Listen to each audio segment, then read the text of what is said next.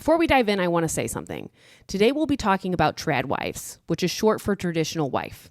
It refers to a woman who embraces a domestic lifestyle centered on homemaking, child rearing, and submission to her husband's authority.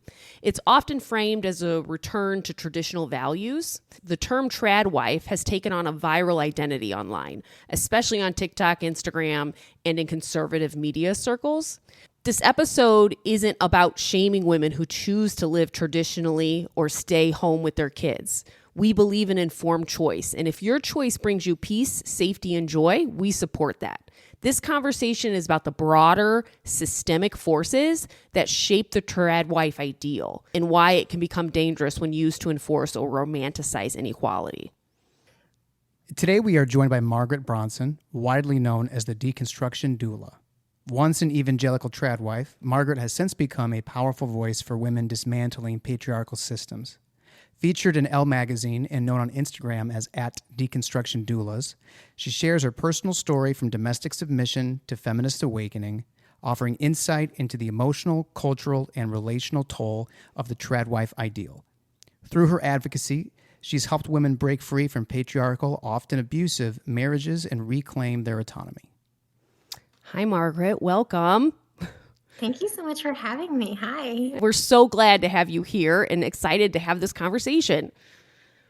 I'm so excited to be here. Thank you for having me. Yes, yeah. So can you explain to me, first of all, what it means to be a deconstruction doula? I love that term, by the way, and how that title kind of came about. So we start with the deconstruction part. If you go to one of these like gastronomy type of restaurants, you get like lasagna, but it's not like a normal piece of lasagna. Now it's broken into its constituent parts. You've got your cheese over here and your pasta here and your sauce here, and you can kind of evaluate each of them individually and mix up the proportions, like more sauce, more cheese, less pasta, whatever it is. So we're kind of doing that with ideas, with belief systems. We're taking, a lot of us were raised Christian or like a very conservative Christian or specific sect within that. And what we're doing is we're taking all of the different aspects of not just the belief system, but also the lifestyle or the like culture around it and evaluating it for, is this right? Does this fit with what I actually think and feel, instead of having to take the whole thing like, are you a Christian? Check yes or check no. That's a lot.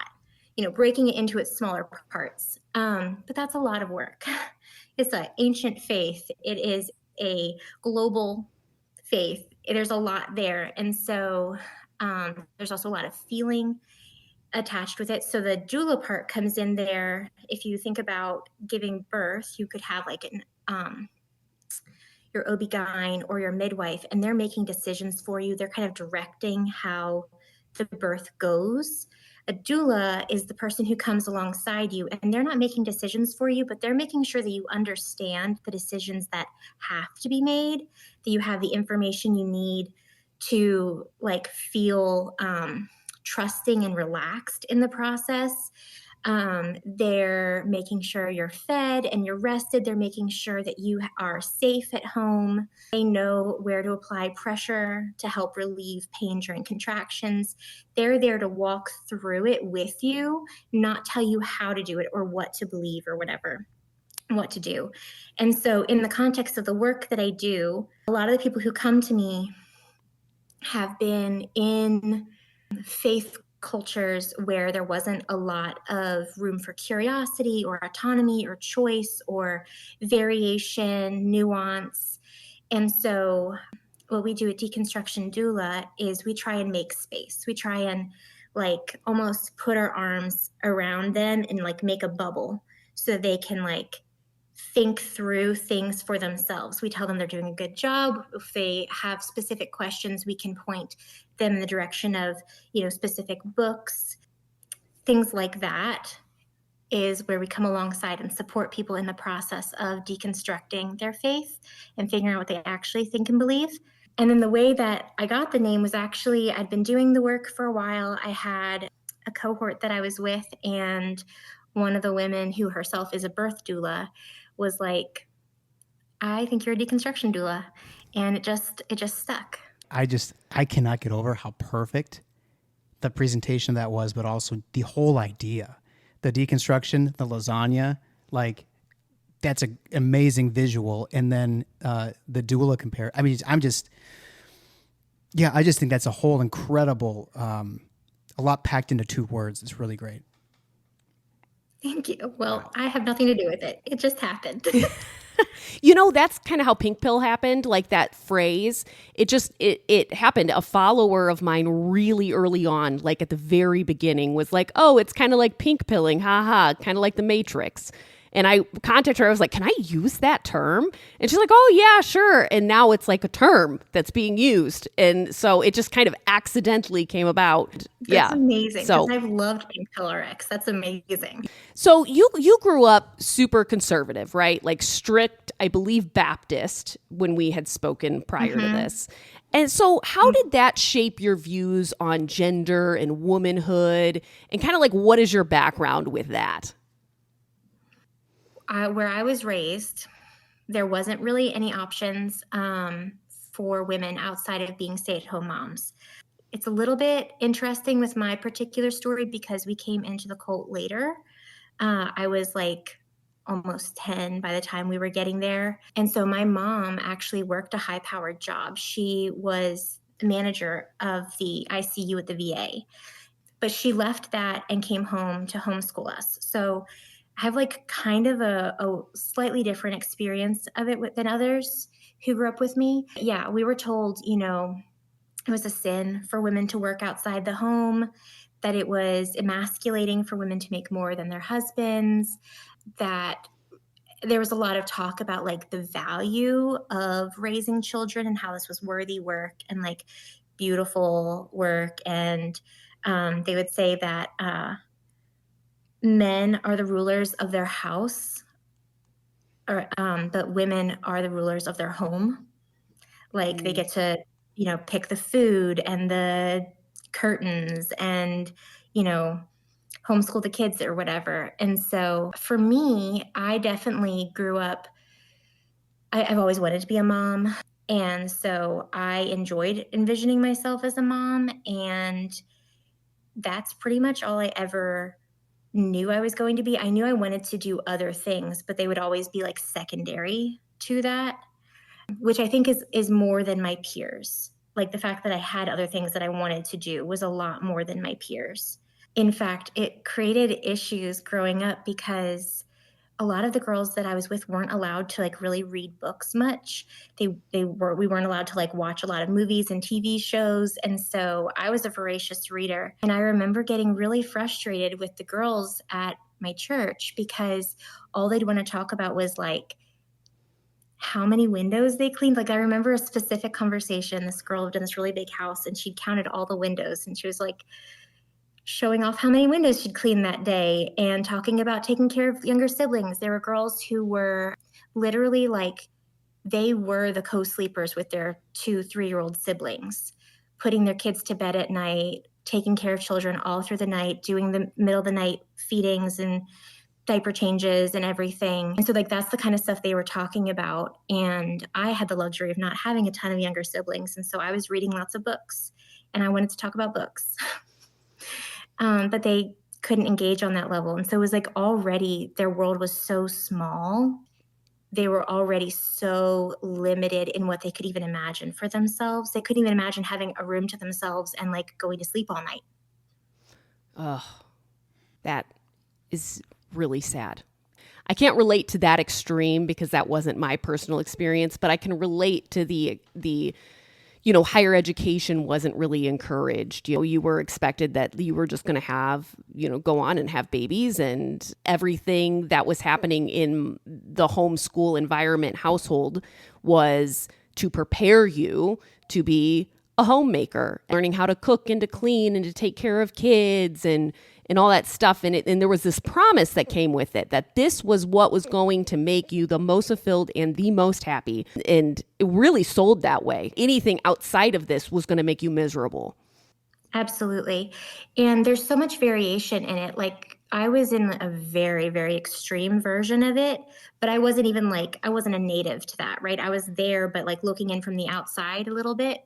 But, throughout our cohorts, it's really interesting to see the spectrum because we have women who, they did go to college, but it was, the culture and the expectation was you were going to college to get married.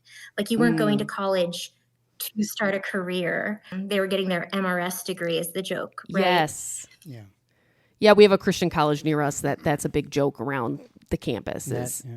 getting your MRS degree. So funny, huh? Ring by spring. Ring by spring. Yeah, Yeah. so you mentioned your cohorts and you do groups. Are they retreats where women come and they can kind of like deconstruct this, is it the trad wife ideal that they've kind of been raised in, or that they have not just been raised in, I guess, probably married into as well? And they're coming together, and what is that like when women join your groups? What are some of the biggest things they realize or admit for the first time? So, sometimes the first things that come out is people just admitting that they're exhausted or unhappy or feeling trapped in their life. And then from there, it's almost like, well, why do I feel that way? There's a lot of they've been so frightened away from pursuing that line of thinking. Why am I upset? Why am I not happy? Because then that would lead to well, maybe I don't have enough faith.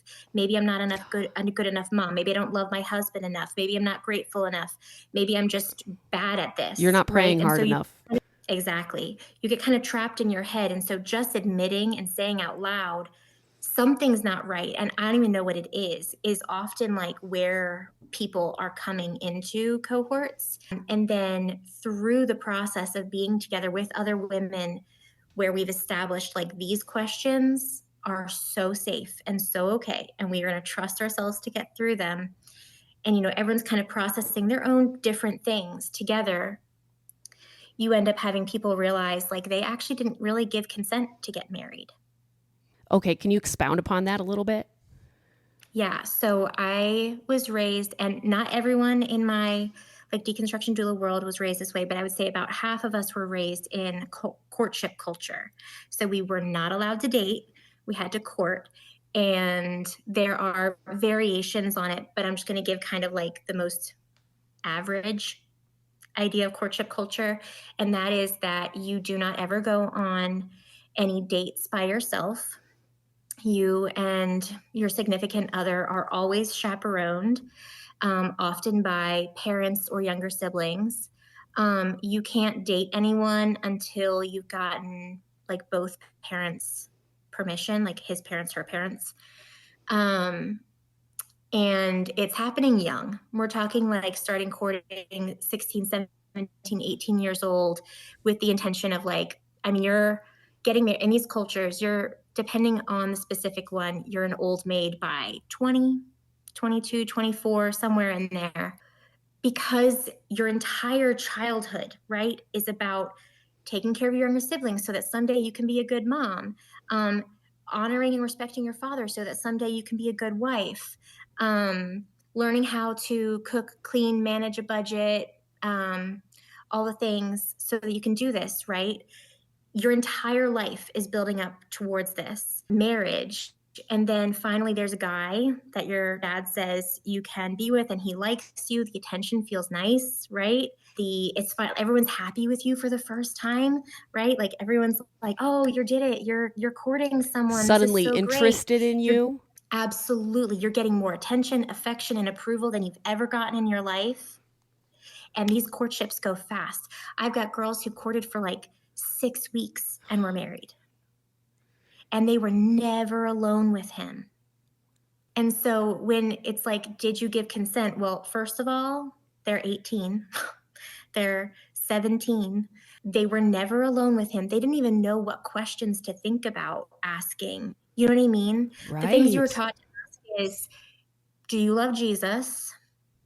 And then if you were Calvinist, are you Calvinist? And if you weren't Calvinist, you're not Calvinist. It's pretty much, are you going to be okay with homeschooling the kids? That was basically check, check, check. Okay, we can get married.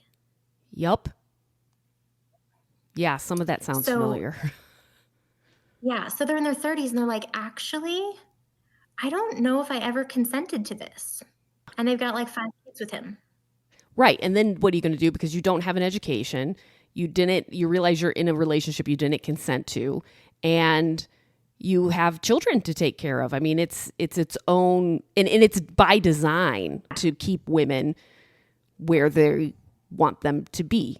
Yeah, and it's such a crappy position to like almost wake up as a sentient being and realize you're here. And every situation is different. We obviously have a lot of separations and divorces, but we also have a lot of women who are like, okay, this is where we're at.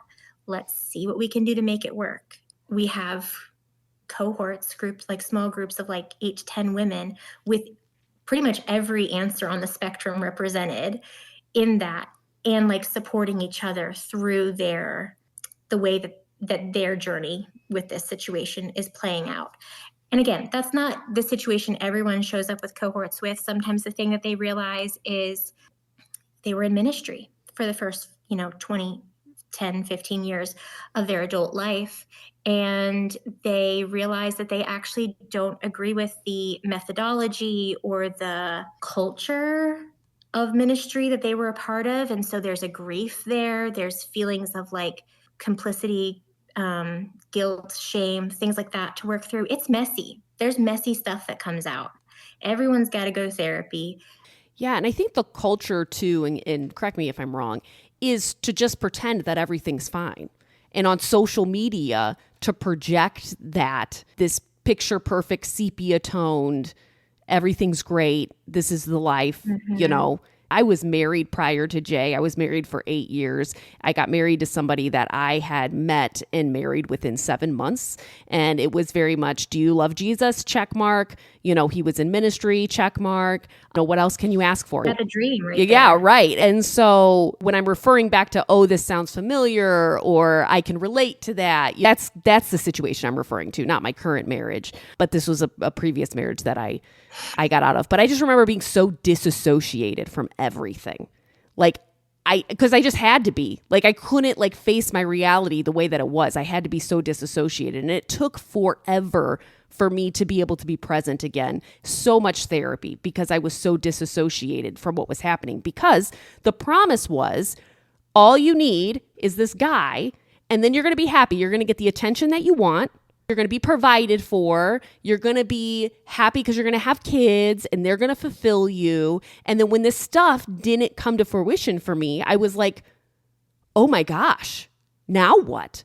There's something wrong with me, obviously, because this whole world that I'm living in is telling me that this should make me happy, or, this should grow me in a positive spiritual way or whatever. And it was not, because I ultimately became suicidal. A lot of women do in these kind of very oppressive situations, because getting a divorce is the worst thing that you could possibly do. I remember that. It was when I was considering getting a divorce, I don't even know if I could do that, because that's like a ticket straight to hell, first of all. And secondly, I'm going to lose my community. And so I didn't mean to hijack that conversation. I just wanted to give context to my commentary. I think it's super helpful because I think a lot of people think this is the fringe experience. If you grow up in these conservative circles or whatever, and it's I think we just don't talk about it. I think a lot of us women, once we do get out, we don't want to look back. We don't want to talk about it. We want to keep moving on with our life. And there's also a lot of education and judgment that comes with it. Well, why did you put yourself in that position? There's not a recognition of the lack of autonomy and the lack of education, the intentional lack of educating girls to be able to navigate these situations for themselves. And then just everyone is involved in your relationship. There's so much pressure. It's not just you got married. There's a whole faith that's relying on you to keep this marriage going and keep looking good. And you make the church look bad, you make your family look bad. It's so much. And yeah, people feel really, really trapped. why do you think the Tradwife aesthetic is so appealing right now? What do you think people often miss behind the reality of it? Okay, I've got several answers to this question. One is, I think, first of all, it just looks really pretty on Instagram. Like, Instagram favors those really like pretty pictures. I don't know. It looks nice. Yes. But I think a deeper answer is that I think a lot of us are exhausted from the rat race of modern technology and the capitalism and all of it. I think all of us are missing that feeling of things being real. Like, if we all had the time, I'm sure all of us would want to get our hands dirty in the earth or cook or do woodworking or do something where we can take something from raw materials to a finished product. There's something very like restorative to our souls about that. I think we're longing for that. The problem is that's how cults work. They always identify a real problem. Like, we need to slow down. We need more realness, wholeness, completeness, like historically humanness in our life. I think a lot of us are tired of the fake and the corporate. But cults are really good at identifying real problems and then offering things that look like real solutions but are actually a trap. And so the problem is, we'll have to see. We'll see. My theory is that the trap is not for the women who choose it, it's for their children. Because if you autonomously choose to go into a Tradwife life, like a lot of my peers' parents did, the consequences to them are not nearly the consequences to their children. That's a good point. Our entire education was part of it. Our entire perspective of the world, our being sheltered. We were so innocent and unprotected from a lot of things, a lot of evils. We were easily taken advantage of, and we don't autonomously choose it. The choice is already made for us. We're already trapped.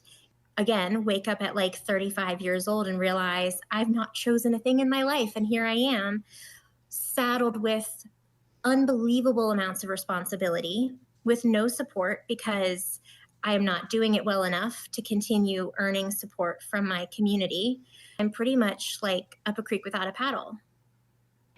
I want to circle back to something that you said that I think is really important when you said that I'm sure everybody would love to get their hands dirty and work the earth and stuff. And I think that the Tradwife movement as it stands now is very exclusive because there is so many women who do not have this option. This is not an option for them. Maybe single mothers that are in a situation where they have to go out and they have to work and they don't have somebody that can support them. And that's kind of like a privileged stance to start at. The daughters of the people who autonomously choose this also can't do the Tradwife thing.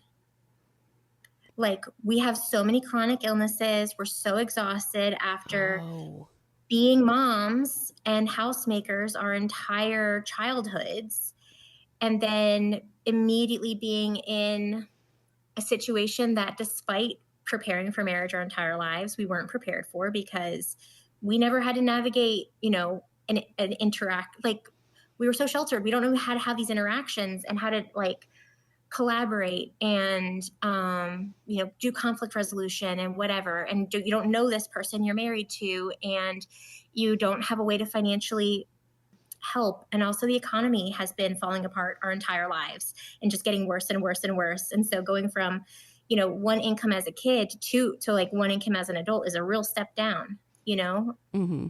And so I think that's one of the crappiest parts is it's not even something that can be transferred to the next generation. I feel like the Tradwives are exhausted by the time their parenting is over. Not over, by the time their children turn 18, that they are ready to hand over these children. You take them, no return policies. Here you go. And they hand them over. And the parents don't want to parent through adulthood. And we need parents in our adulthood. But it seems like when you hit 18 or when you leave the house or whatever that looks like, all of a sudden it's like, you shouldn't need me anymore. And I'm not even talking about financially. I'm talking about like emotionally or being like present, for like grandkid things. What about that? Like, I mean, are they involved grandparents? Because I think that they're exhausted. Do you see that? I absolutely see that. And it's actually like a really intense pattern. These are the most hands-off, distant, cold set of grandparents. I actually forget that there can be involved grandparents sometimes. Just because in my little, like, all my friends, I've lived far away from family for a long time, so I've had that part. But with my friends, like, none of them have, parents really involved in their lives. And part of that is, there's this wedge of beliefs, it doesn't matter if you're still a Christian if you don't do things the same way, if you don't, vote the same way, prioritize the same things, have the same lifestyle. The grandparents are not involved. And also, you have situations where you have, like, the women who autonomously chose this, they're having their, like, 9th child at the same time as their oldest child is having her baby. Yep. And so they're, like, literally raising children while they're supposed to be grandparenting, but they can't. There's a lot of situations where 6th, 7th, 8th children basically get neglected. By the time, like, a bunch of the kids are out of the house, there's only 2 or 3 left at home. They're really fending for themselves. There's not a lot of oversight. There's, like, we joke a lot in deconstruction doulas, like, if you were the front half, you were micromanaged every second of the day. And the second half, you're lucky if they caught you doing, like, real bad stuff, Yeah. Yeah. No, we joke because I'm one of 8 and the first 4 had a very different childhood than the last 4. I have a quick question about the grandparent thing. So would you say it's accurate that it kind of perpetuates the cycle? Because if you have uninvolved grandparents, then you are going to rely more on your older daughters to then do all this stuff because you don't have involved grandparents. And then you do that to the daughters. The daughters then have the childhood experience of being kind of like moms. Then they have kids. And then when their kids are grown, they become the uninvolved grandparents because they're just done. And it just keeps kind of generational going on. Absolutely. And I think it's backed up by the fact that I really need to actually do the math on this, but it's definitely north of 70% of the women in my cohorts are oldest daughters. Whoa. Okay. It's like the entire system rises and falls on the backs of oldest daughters. We're the ones who marry the men who have the children, who do everything right. Our younger sisters often are off doing their own thing. They didn't try to follow the rules as much. And so they're not nearly as traumatized. They're not nearly as trapped because they disobeyed. It's like such a crazy thing to say. And if they don't have a lot of siblings that are younger than them, they're not going to have to do the same type of child rearing because they're towards the end of the pack. And then another pattern, sorry, I'm autistic, so all I see is patterns. The other pattern is, so those younger siblings, they end up choosing the Tradwife lifestyle because they never tasted the poison. They got taken care of. They had a mom. They had a big sister. And so they don't know. They just always had friends. They always had big siblings taking care of them. The women in my cohorts have mental illnesses, chronic illnesses, suicidality, all these things, and no one in their family realizes it was a problem. Everyone's still like, it was fine. It was great because she stayed up till midnight doing the dishes for 10 people, because they wouldn't buy a dishwasher because how do you buy a dishwasher when you have 10 kids? Yeah. She did all of the waking up throughout the night to take care of the children. And she never got an education because she was too busy momming a lot of children. And then she's supposed to what? Do night school with 4 kids in her own home and a husband she's struggling with? With what brain cells? Literally, we're not well. Yeah. I want to shine a spotlight specifically on what you do. What happens in a typical deconstruction doula session, or can you walk us through what women experience in your groups? Kind of the bread and butter of what I do is called cohorts. I call them peer-led cult deprogramming groups. And so it's 12 weeks. The first week you come in, we establish boundaries and expectations. There's a pretty extensive list. And some of that is because no one, sometimes these women are coming in and they've never been in a healthy environment where everyone gets a voice. And so we just have to literally set out boundaries and expectations around how do you share time and make sure that you get to have a voice and other people get to have a voice. But also if I ask you a question, you don't have to answer it. You can say, I don't want to answer it, and we'll just move on. You don't have to tell us why. We're going to ask personal questions, but you don't, because they've been trained to just immediately obey, So we have all these boundaries and expectations that we go through.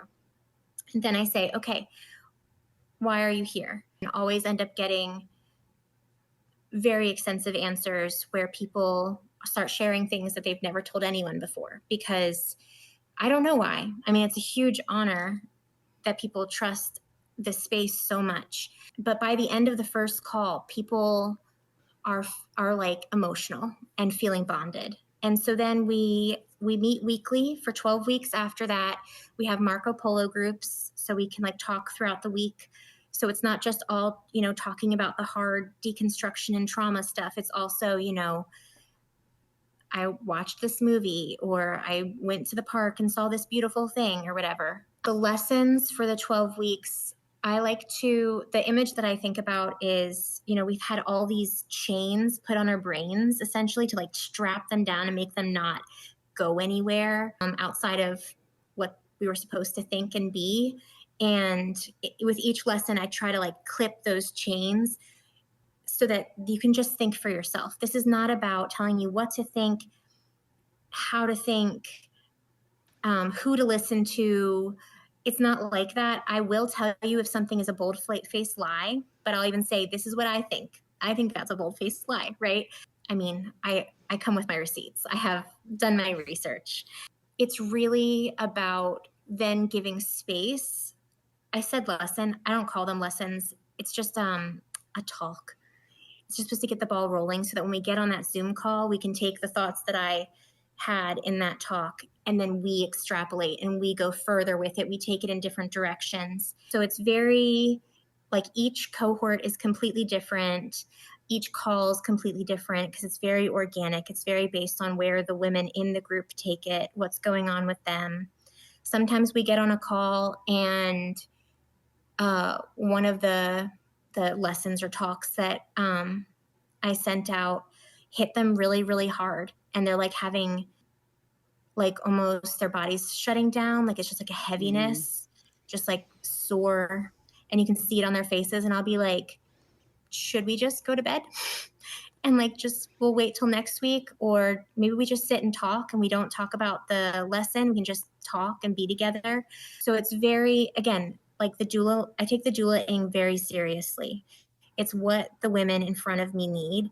One of our women, her daughter got diagnosed with cancer right at the very beginning of the 12 weeks of cohorts. And so that factors into how we handle things. It's just very organic and natural. And then I also have retreats. I try to keep my retreats clear of all of that hard processing that we do. So I do 6 Zoom calls before the retreat. So hopefully all of the sharing of stories and initial processing and the thing that we do where we say, oh, have you heard this or read this, or testing the waters to see how they respond to something so we know if we're safe. We get that all out of the way before so that by the time the retreat starts, again, this is mostly oldest daughters, mostly there's ex-missionaries, there's ex-pastors, they're exhausted, right? So for me, the retreat is about rest. It's about you getting fed instead of having to think about other people, who you're feeding, all your kids 3 times a day. It's about physical touch that's platonic and safe and for you. If you want it, we talk about boundaries around all that. We have so many anxious girlies and trauma girlies. And so I have a whole form that I have people fill out. What do you need to sleep? Just tell me and we'll make it happen. You need a fan, you need a weighted blanket, you need white noise. There's a lot of dietary stuff because of all the chronic illnesses. There's a lot of like, please don't touch me. We don't touch people who don't want to be touched. We just try and come in as well equipped to love each other well as possible for these retreats. And then we do crafts together. We sleep in. We have slow mornings. Spend time in nature. And it's really a lot of free time for people to just be.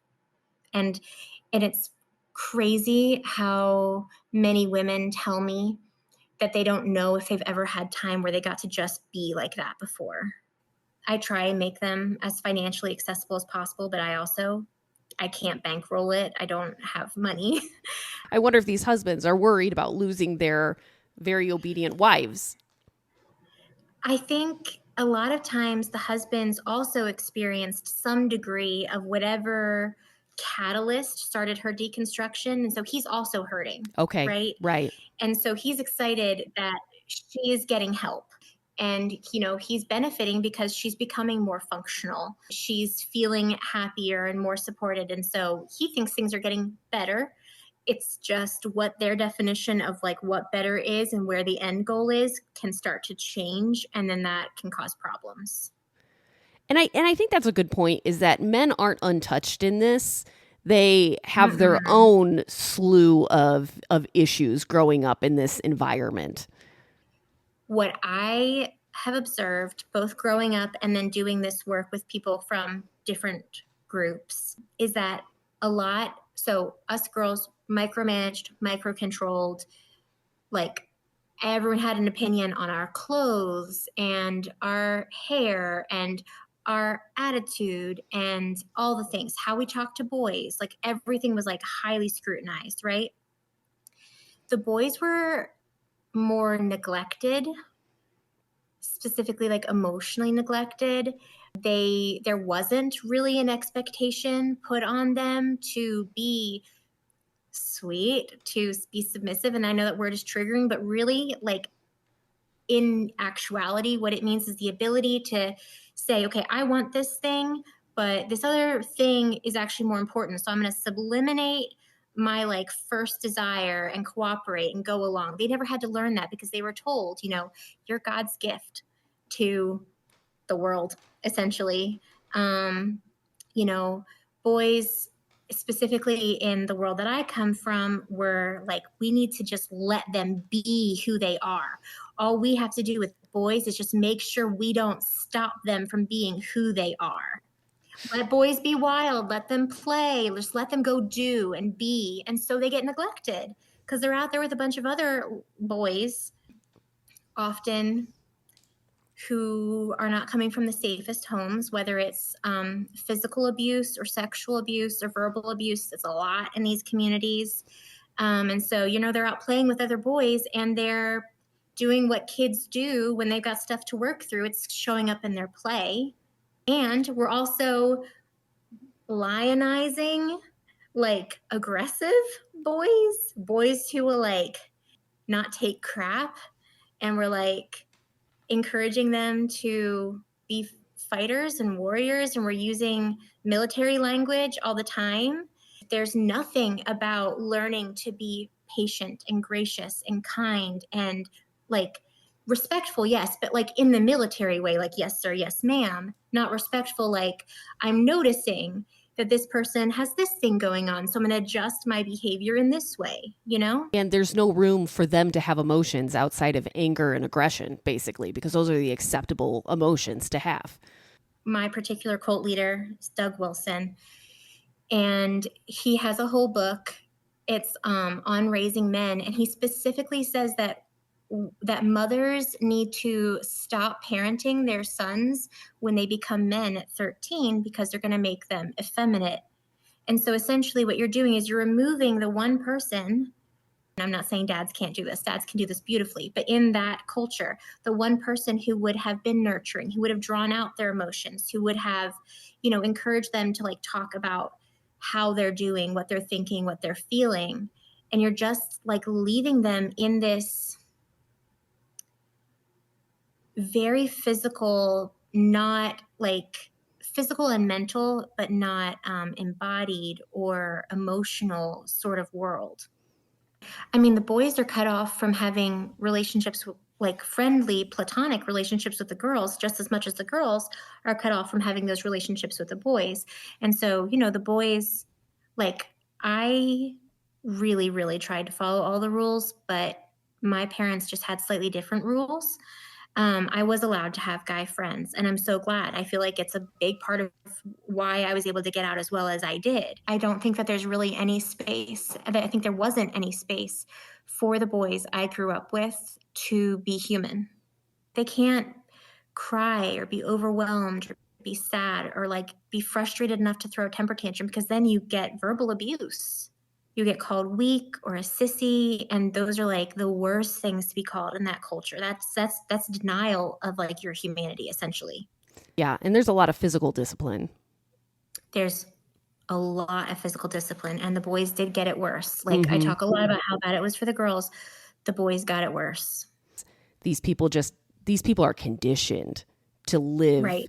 and this certain way, and to vote this certain way, and it's all part of an ecosystem. I think one thing that I'm finding people have a hard time doing is connecting that influencer that they follow online who just started making sourdough 2 years ago with the realities that we're talking about. Like, we're talking about two different things here. And it's like, yes and no.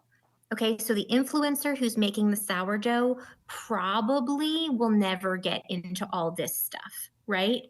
But the people who follow her account will also, the algorithm is going to start feeding all the cult stuff, all of it, right? So you actually might be selling something that you don't even know, understand, or ever have any recognition of how much you funneled people into it. Excellent point. Yeah. I'm not trying to say that sourdough is a gateway necessarily, but like, it seems like there are some innocent things that, because of the way social media operates, are kind of gateways to the content that's going to influence you that way. Listen, I can tell you what it was for my parents' generation. Their gateway drug, their sourdough, was wanting to be good parents. A lot of people came from broken homes from that generation, right? Coming out of the war and everything, whether it was like abusive or negligent or abandonment or whatever, right? There's this like sense of like, I don't know how to do this, but I want to do it really well. Well, who is offering the answers? James Dobson, right? And James Dobson is just the tip of the iceberg for this whole thing. And it's like way more extreme under him. But even if you just got the James Dobson part, like, that's not great. Early influencing. I mean, it wasn't this before the internet is what it is now. It was before social media. But you have Focus on the Family, and it's telling you, okay, so you start listening because you want to understand your Bible better, or you want to be a good parent. Well, now you're getting, oh, this is Jave Ramsey, and he's going to tell you an entire way to interact with not just money, but business in general, and your neighborhood in general, and culture in general. And, you're going to have someone who's going to start giving you marriage advice and telling you that you need to cut the word divorce out of the dictionary, and it should be a word you never say. And like, it becomes, yeah, like you said, like an ecosystem, and it all just kind of plays into each other. I'm sure that there's some women who have decided, hey, I want to get out of this dynamic, possibly this marriage, but you often don't have education. You often don't have the financial resources. So how do you guys help them? Have you faced that, and what does that look like? We have had quite a few divorces, and the way that we help, it's very sensitive work. You can't just like come in there and tell people how to leave their spouse. And so really we are just there being a sounding board as she works through thinking about it, and just kind of doing the best we can not to like influence, but like validate when there's certain things where it's like, okay, well, like by textbook definition, that would be considered abuse, and then we like show her, and, we talk through it, we work through it, but we don't put any pressure. But when she is ready to make the decision, again, everyone's exhausted, right? And so the mental load of leaving is really intense, especially if you have kids. There's so many things to think about. And so support can be as simple as like, hey, I'll do the research and I'll find you a good therapist in the area, or I'll find you a good divorce lawyer, or I'll do the work to like call the shelter and figure out what you need before you get there.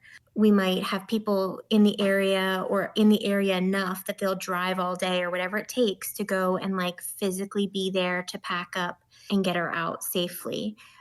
We have lots of people crashing on couches in guest bedrooms until they can figure something else out. You know, we help make resumes. We kind of keep a running list of jobs that would work for people coming out of these sort of situations, like the hours, their remote work, their entry level, they pay well. If a kid's crying in the background, it's not going to be an issue, kind of things. We, keep a running like list of like education programs that could be accessible to women in our in these kinds of situations. And then, yeah, it's just really, sending money to file for divorce or to cover groceries or, putting people on our cell phone plans or, giving them our Disney login. So while they're, living out of a hotel for 2 weeks in the like initial leaving, their kid has something to watch so they can have the calls with the lawyers and with the whoever, right?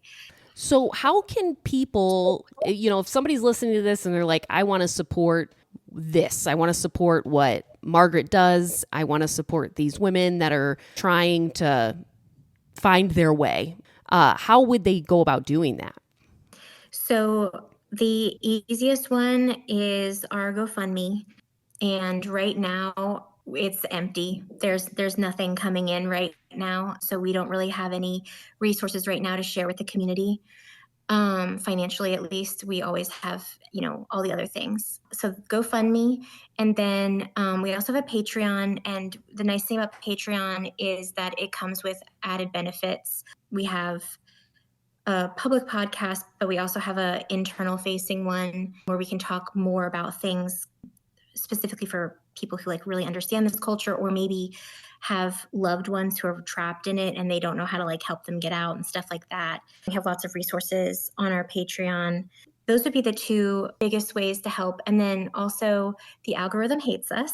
We are not. It's not aesthetically pleasing to be against the ones that are so aesthetically beautiful, huh? Yeah. The algorithm hates us. So anytime you can comment, like, share, whatever is super, super helpful, and it costs nothing, but it really, really helps us. So yeah, I think those are the big ways. Okay, we'll link your GoFundMe and your Patreon and your Instagram in our show notes so that you guys can click on there if you feel like this is something that you want to get behind. She is at Deconstruction Doulas, plural, on Instagram. And you guys can follow her there as well. And if you're interested in participating in a program or in a cohort, they can find your website linked on your Instagram, correct? Yeah. And I do have a new round of cohorts starting soon. If anyone, there's still room. Awesome. Well, thank you very much for being a guest today. I feel like I got validated a lot because you reflected back to me so many things that I have either felt or experienced. And so I appreciate that on a personal level. But I love just how we've kind of gone behind the scenes of the sourdough and the sepia tones and really seen the inner workings and gears of what Tradwife life can snowball into. And to circle back to sourdough for a second, because I feel like I need to say something, because someone's listening who does not identify with trad life at all, but likes to make sourdough. I would just like to say for many, many, many months, Katie made sourdough and taught sourdough classes. Yes, I am a sourdough person. It makes beautiful boules. My gosh. But so, they don't have a corner on the market with sourdough. And I just want to say that. The funny thing is, like, so many of us were like, I wish I had time to do the Tradwife stuff, Like, that's the lie, is that it's successful for any of us. Yeah. And something recently we talked about on our podcast talking about rest. Yeah, I think it was. And just how the patriarchy conditions us to where we to feel guilty when we're resting, because our value is the utility value we have to another person. And so I think the Tradwife life is also playing into that your value is the utility you have to somebody else, and rest is not something that's valuable or something that you deserve or need. And it's not even something that there's room for in these situations. There's not space for rest. That's why I love that you let them sleep in and have slow mornings, because that's just something that you don't have when you're in that life. It's like the greatest gift ever. They're always like, I'm like, what was your favorite part of the retreat? I got to sleep in. I'm like, amen, sister. Yes. Yeah. So I love what you do, and I am happy that we can maybe shine a light on that a little bit for you. And I appreciate you being a supporter of us and just giving your time to be with us today. Thank you so much, guys. And thank you for all that you do. I know a lot about Katie's different experiences secondhand from her. And I just so appreciate the work that you're doing. I think it's beautiful. I think it's very needed. And I'm just so happy that there's someone like you who's doing this type of work. So thank you so much. And thanks for sharing all of it with us and on our platform. And I hope it's very eye-opening for a lot of our listeners. So just thank you so much. Thank you. Thank you.